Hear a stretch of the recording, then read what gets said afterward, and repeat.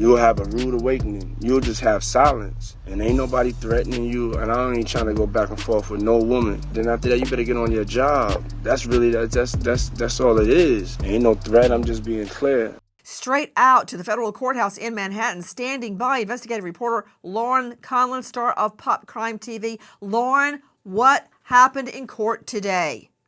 Essentially, we're seeing a lot of breakup texts. And within these breakup texts, Jane is expressing over and over again that she feels used. She feels like a sex slave, and she really wants to stop.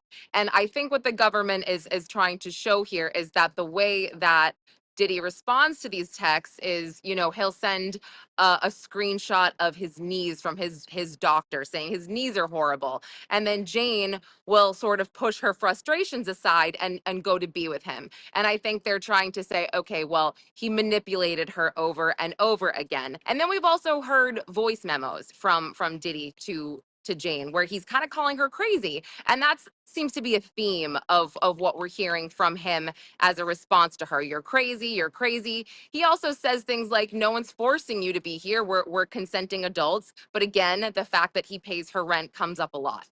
Joining us at the Monahan Courthouse, Tisa Tells with us, investigator and commentator, host of Tisa Tells on YouTube. Wait, Sean Combs actually trying to tell Jane, not her real name, that he has a girl over in workout tights and a workout bra at his house, and all they're doing is working out. And when she rightfully gets angry, he says, "You're crazy. I'm leaving you. I'm not putting up with you. I'm single." And in the earlier message that was played in court, Troy Slayton was pointing out messages from her to him, trying to get out of hotel nights. He says, get on your job, because that's really all it is. Okay, describe these two messages we just heard. Okay, so that first message, I think, was the first moment that Diddy's defense team said, we need another mistrial motion. Because when that message was played and he said, you need to get on your job, I believe everybody's mind flashed to Cassie when Cassie said, this was my job. But at that moment, there was one juror, and I think this gentleman encompassed what the courtroom felt. He literally put his hand on his head, rubbed the top of his head, and just took a deep sigh and dropped his hands. It literally hit the courtroom like a bomb. Again, the prosecution, I think at that moment, everybody said, okay, this is RICO. This is sex trafficking by fraud. But when it descended into the gaslighting, where she's still saying in her sweet honey voice, I tried to be everything he wanted, and I wanted to be everything for him. And then I see him give this girl everything I didn't have. She was in a thing. The level of gaslighting, the level of manipulation, and the level that even the men on the jury, and I'm not going to lie, I was worried about the men on the jury. When they looked at him, everybody was just looking and had the same thing, like, you are just horrible through and through. But this is a pattern. It is a game. And why this girl is so in love with you, you are literally doing the pimp Romeo tactic of love bombing her, grooming her, and then pull her back. It was really, really bad. And I think at that time, they said, we need a mistrial. We need to try to derail this train. So. Joining me now, host of Naughty But Nice podcast. You can find him at robshuter.substack.com. That's Shooter, Shuter.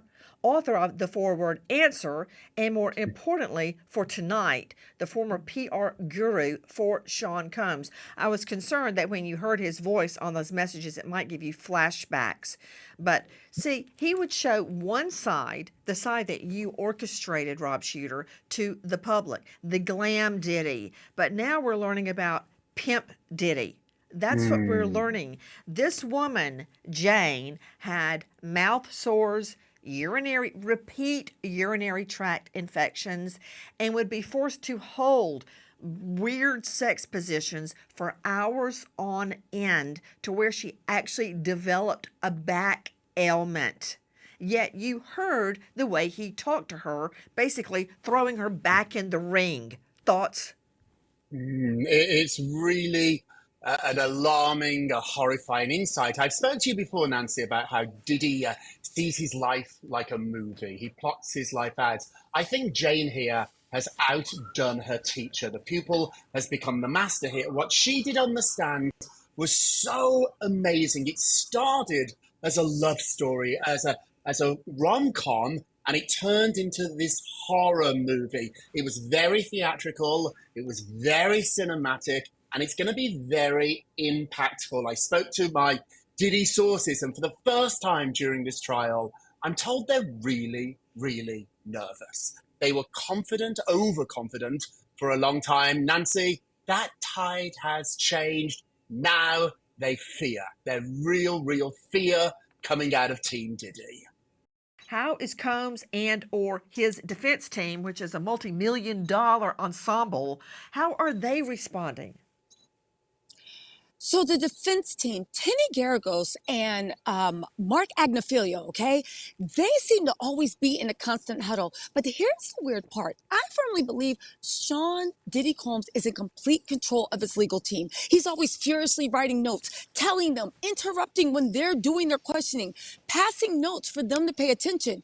They have been furiously huddling to themselves, but then also looking at Sean to actually see how he's taking it. How's he behaving?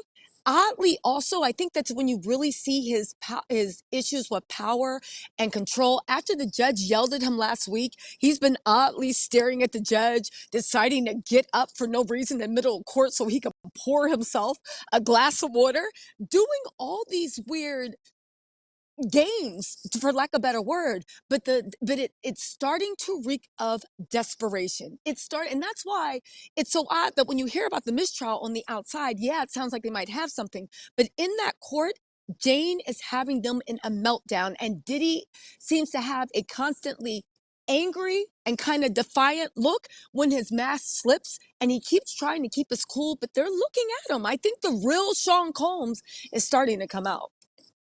Rob Shuer joining me, wildly popular podcast, Naughty But Nice, at robshuter.substack.com, former publicist for Sean Combs. Okay, what is going on behind the scenes? You worked for him for years.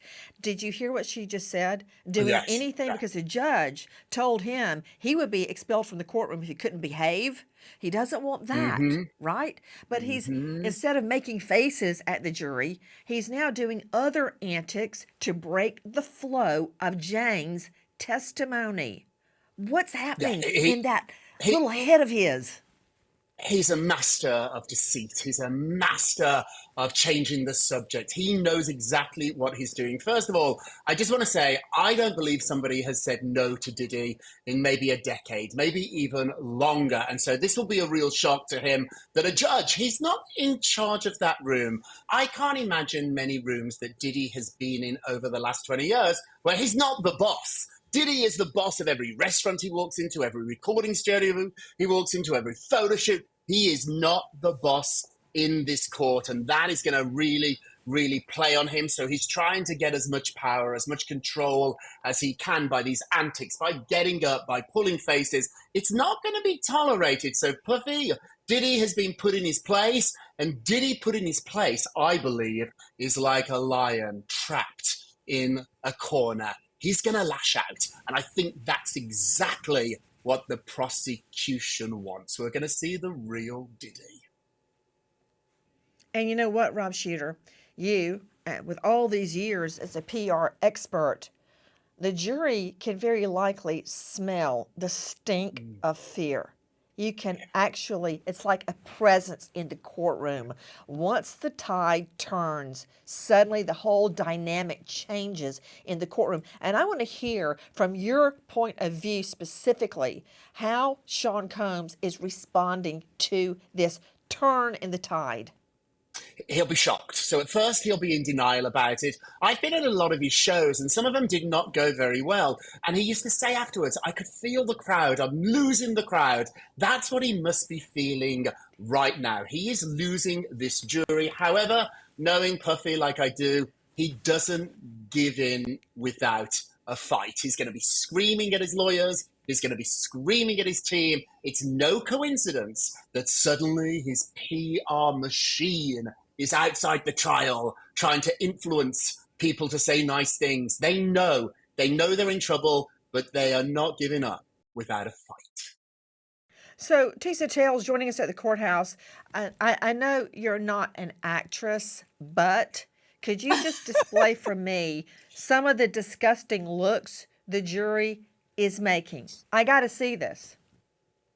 Okay, so one juror, which I'm not going to lie, before she seemed to not be buying anything the prosecution was putting down.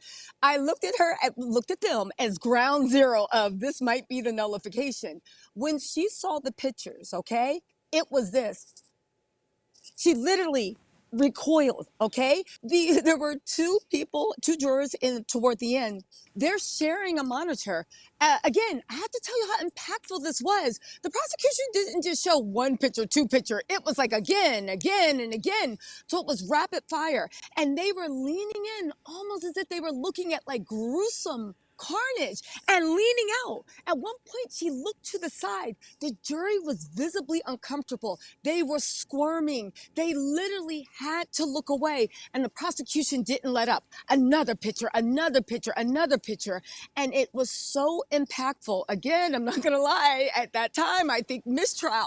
They started to get the idea of throwing in another mistrial. The jury was repulsed, but again, the shock, the awe, leaning in like, what is that? Oh my God. It was a lot. But the pictures, it brought it home.